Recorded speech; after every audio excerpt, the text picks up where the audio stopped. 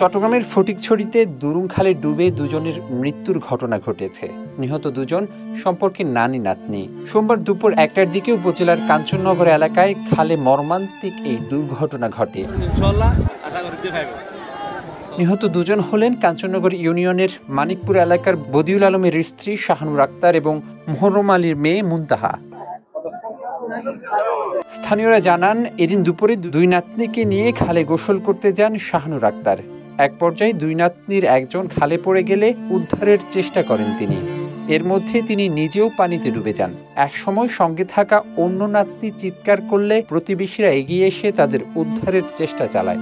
নাতনি ছিল, ও উপরে উঠে গেছে। উপরে ওঠার পর ও চিৎকার করতেছে আমার নানিকে নদীর মধ্যে ডুবে গেছে স্নান করতে গিয়ে। তো চিৎকার শুনে এখানে এলাকাবাসী সবাই আসছিল।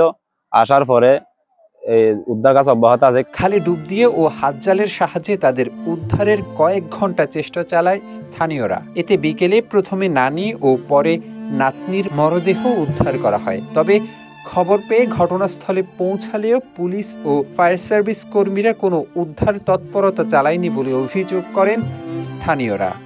এত বড় একটা ঘটনা হয়েছে, আমরা প্রশাসনিকভাবে কোনো সহযোগিতা আমরা পাই নাই।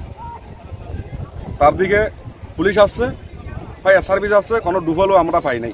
5 ঘন্টা সময়ের ভিতর থেকে কেন আমরা ডুবলও আমরা পাইলাম না। মোনালিসা হেভি ফ্লো 15 পিস প্যাকেটের সাথে 8 পিসের একটি প্যাকেট একদম ফ্রি।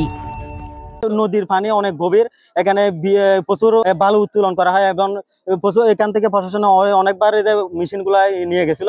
এরপরেও কিন্তু আমরা দেখতেছি ওইদিকে এখনো বালু উত্তোলন করা হয়।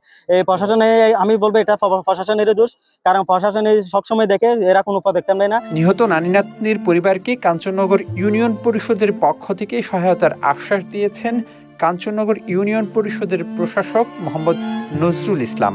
আমরা উপজেলা প্রশাসন থেকে বা আমি নিজে এসিলেন হিসেবে প্রায় প্রতিনিয়তই হলো যে ড্রেজার আর হলো যে মাটি কাটা এগুলোর ব্যাপারে অভিযান চালাচ্ছি এবং বিভিন্ন সময় আমরা ব্যবস্থা নিচ্ছি। কিছুক্ষণ আগেও আমরা আসলে একটু ড্রেজার জব্দ করেছি। আমার ইউনিয়ন পরিষদ থেকে আমাদের যতটুকু সামর্থ্য আছে তা দিয়ে আমরা ওনাদের পাশে দাঁড়াবো। ওই খালে দীর্ঘদিন ধরে অবৈধভাবে বালু উত্তোলন করছে একটি চক্র। এতে খালের বিভিন্ন এলাকায় গভীরতা বেড়ে গেছে। তাতেই তলিয়ে নানি নাতনির প্রাণ হারায় বলে দাবি স্থানীয়দের। অভিযুক্তদের বিরুদ্ধে ব্যবস্থা নেওয়ারও দাবি জানান তারা। চট্টগ্রামের ফটিকছড়ি থেকে মোহাম্মদ নাসির উদ্দিনের তথ্যচিত্রে ডেস্ক রিপোর্ট, কালের কণ্ঠ।